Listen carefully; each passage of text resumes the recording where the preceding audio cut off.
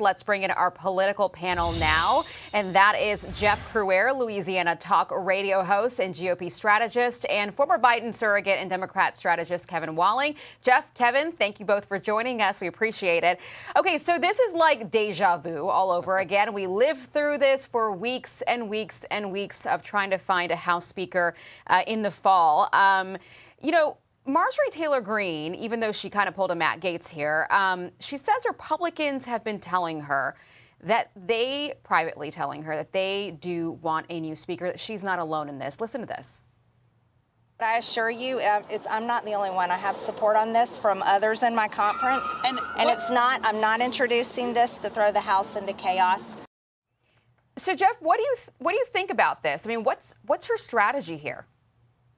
Well, Aishah, thanks for having me. I think she is representing the grassroots who are just so unhappy with cutting deals with Chuck Schumer, spending $1.6 trillion, adding to the deficit, giving Schumer and Joe Biden what they want. So there's just a lot of anger that the agenda of the GOP is really not being followed in Congress. I don't think that Mike Johnson is going to be removed because there's been so much chaos over the past few months. I don't think there's an appetite for more. And by the way, they keep shrinking. Their majority is down to like one.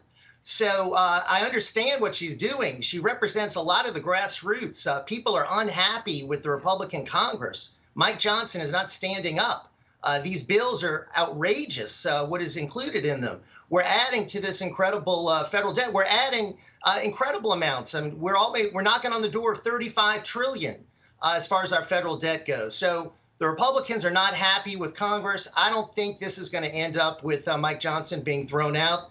There's so much turmoil, and they don't have any numbers to work with. It's horrible that these Republicans are leaving in the middle of a term that they were elected to, and just saying goodbye. And that makes me furious that these Republicans, now 4 of them, have checked out in the middle of a term. There's widespread discontent. I mean, privately, they tell you we can't get anything done. Why would we stay? Kevin, I want to ask you about these Democrats who are pouncing to try to take advantage of this now vulnerable speaker in a very fragile state here.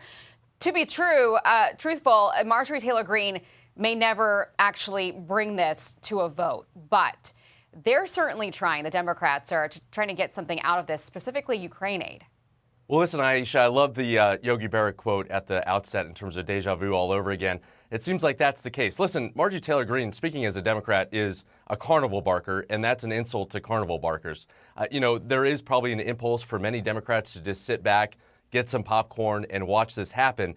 And I want to push back against that. This is not good for this country. We need a functioning Article 1 branch of government, and I'm hopeful that you will see some Democrats. So do you think that the Democrats regret kicking out Kevin McCarthy then?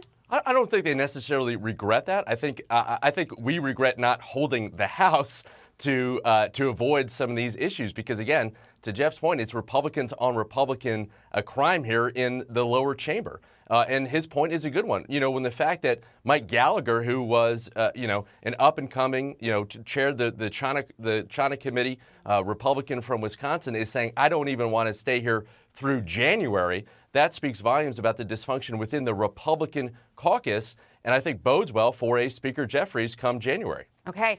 Well, I want to get back to you, Jeff, on especially Gallagher leaving, and also Ken Buck at midnight last night officially is no longer a part of the GOP conference. So that presents another headache for Speaker Johnson here. Here's the balance of power as it stands now with Ken Buck out.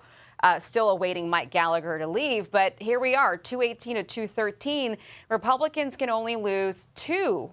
But on April 19th, when Gallagher leaves, they can only lose 1. I mean, Jeff, who would want to lead this small majority?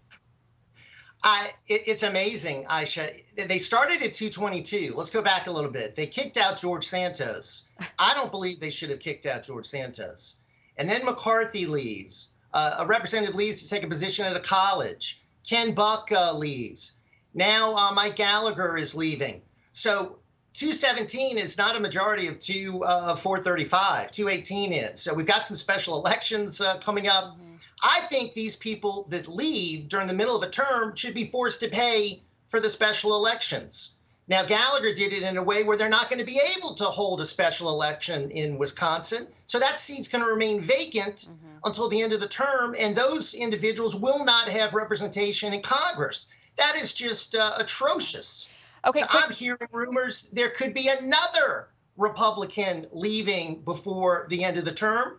They might as well just give it to Hakeem Jeffries at that point. I've been Music's privately my ears, told Jeff. by Let's some do it. rank and file that we're going to expect more Republicans to leave, which would really put them in crisis here. Quickly, I want to move on to the race for the White House, a different kind of house.